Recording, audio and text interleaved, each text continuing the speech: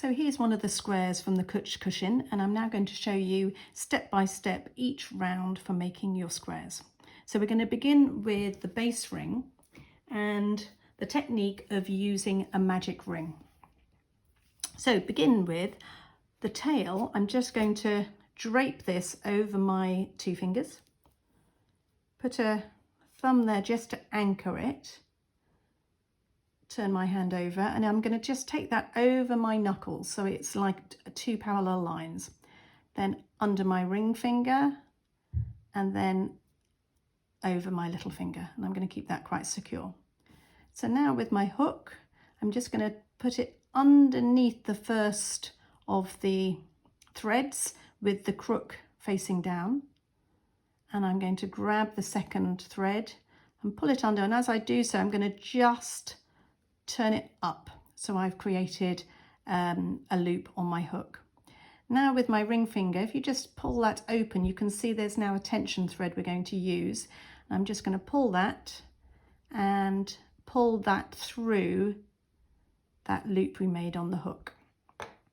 I can now take my fingers out and you can see what we've got.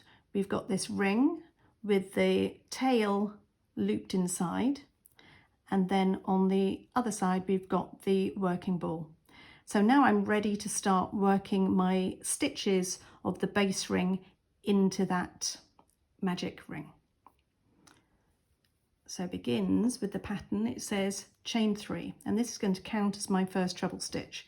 So just chain 3, 1, 2, 3, and now I'm ready to work into the ring. And it's important when you work your stitches, I'm working treble stitches, so that's yarn on into the ring, bring the yarn out again. I've got 3 loops and I just ease those off a little bit so that the chain isn't curling over.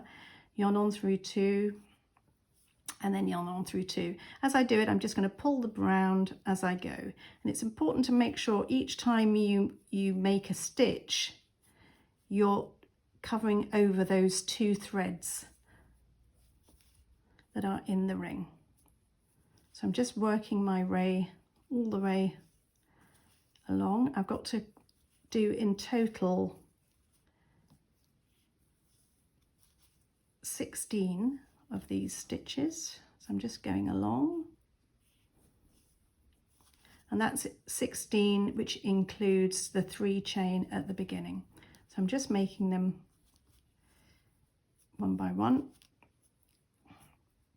and you can see already now there's my 3 chain, so that counts as 1. So that's 1, 2, 3, 4, 5, 6, 7, 8, and I continue doing that all the way through. Just bring that tail. If it gets a little bit big, the ring, you can just gently pull that tail, pull it through. So I need to do a few more yet. So that was 8, 9, 10, 11,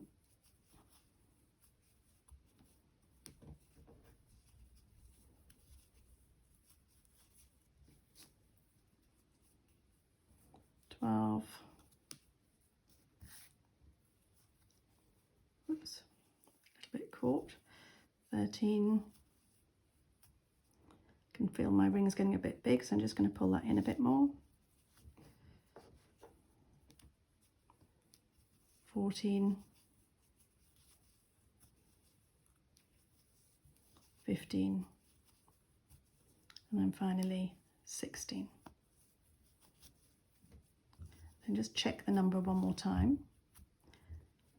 So I've got the 3 chain at the beginning, 1, 2, 3, 4, 5, 6, 7, 8, 9, 10, 11, 12, 13, 14, 15, 16. So that's correct. Now, this is the magic bit. We're going to now gently pull this tail, gently, so that it draws in that ring. So you can see how it's just drawn it in. You can go as tight as you like, just do it gently so it doesn't snap, obviously.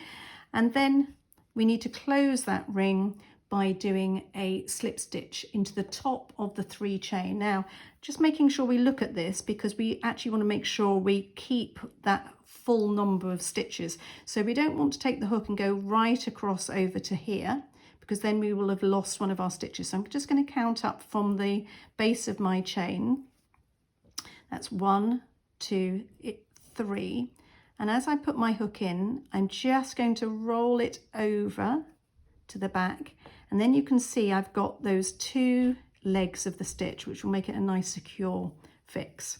So then I bring my yarn in and on as a slip stitch, and then I have a really nice neat join.